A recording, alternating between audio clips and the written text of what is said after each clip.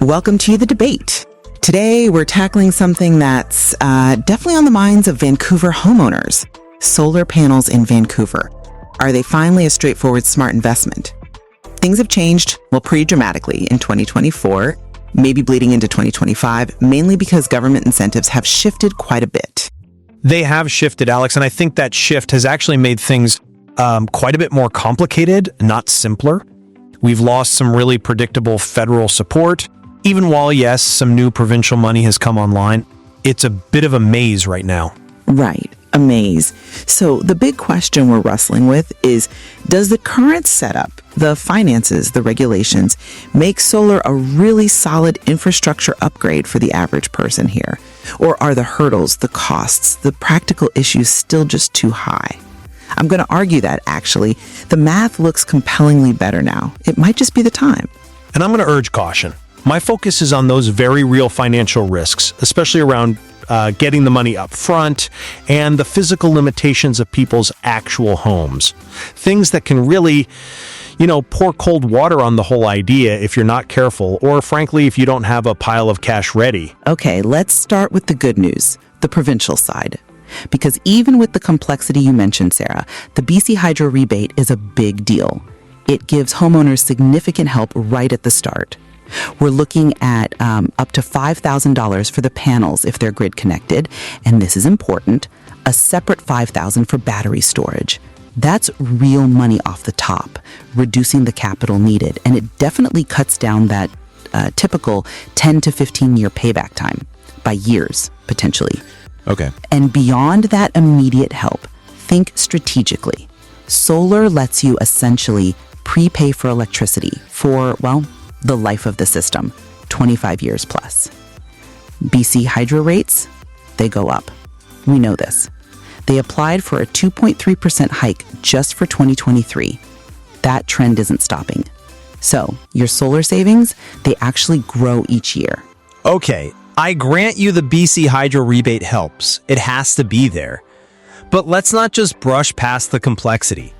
The financial side is tricky, because the federal Canada Greener Homes grant is gone, done, closed to new applicants in 2024. And that wasn't just any grant. It came with that well-known 0% interest loan option. Yeah, that was a loss. Definitely. A huge loss. That stability is gone.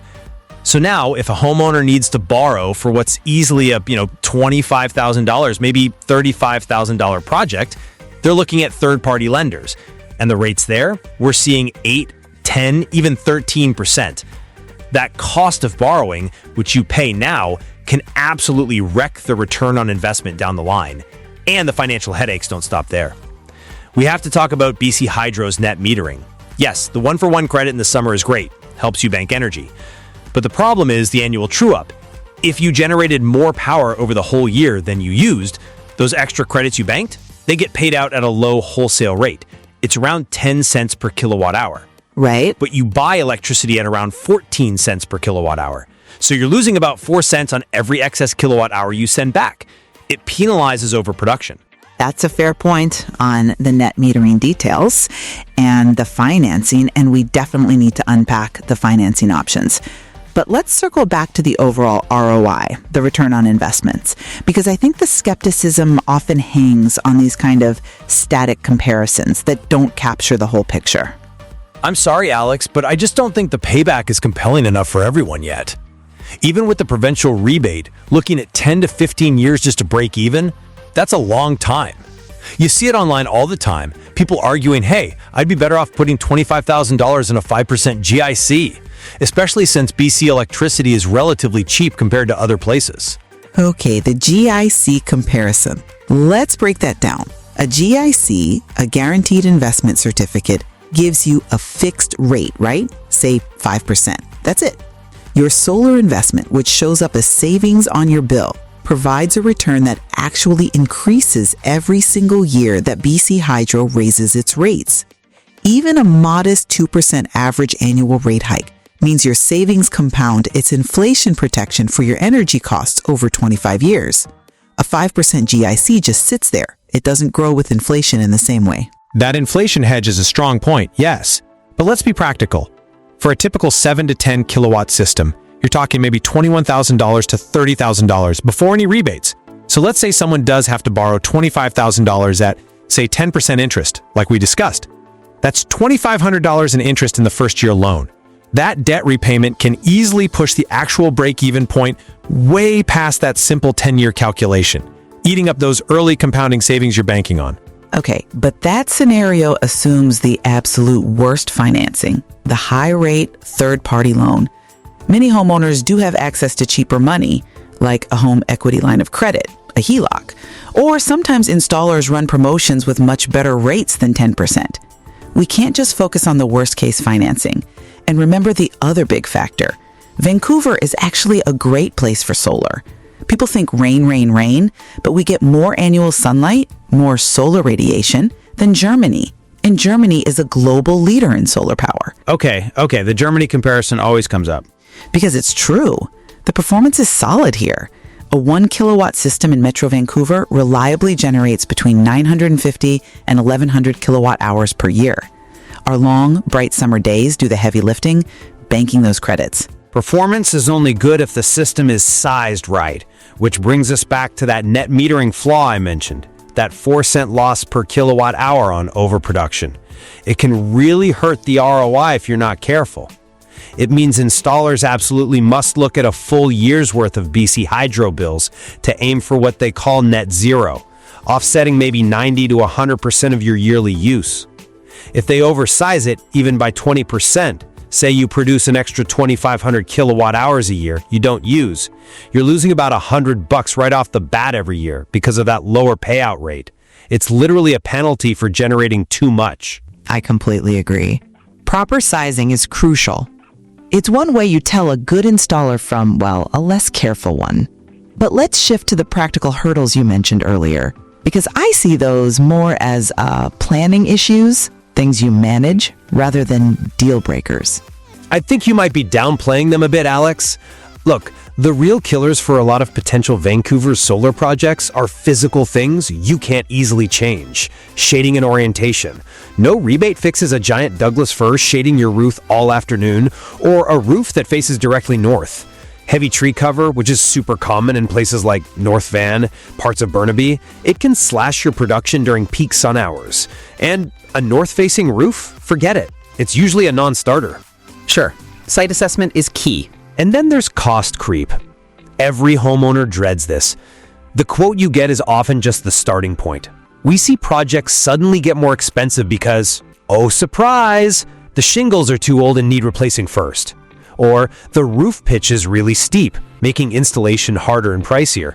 Or, very commonly, the home's main electrical panel isn't up to code or rated to handle the solar input.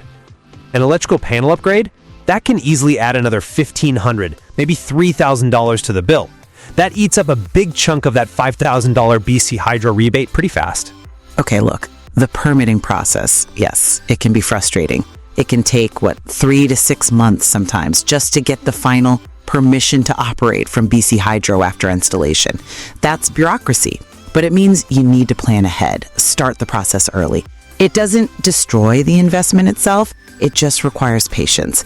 And the solutions to those physical risks and cost surprises, it comes down to due diligence, choosing a top-notch installer with a proven local history, someone who does a thorough site assessment upfront, and demanding a solid workmanship warranty, at least 5 years, maybe more.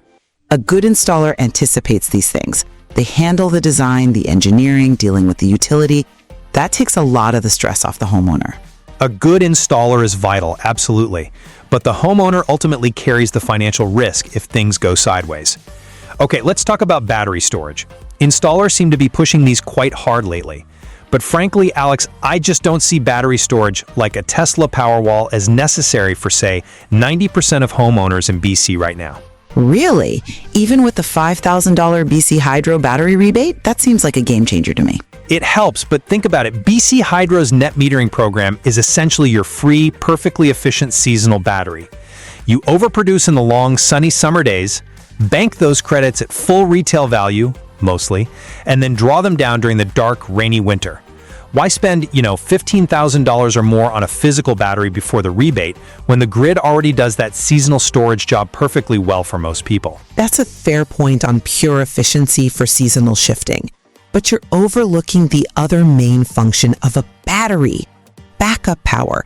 Your standard grid-tied solar system, by law, has to shut down completely during a power outage. That's for safety to protect line workers.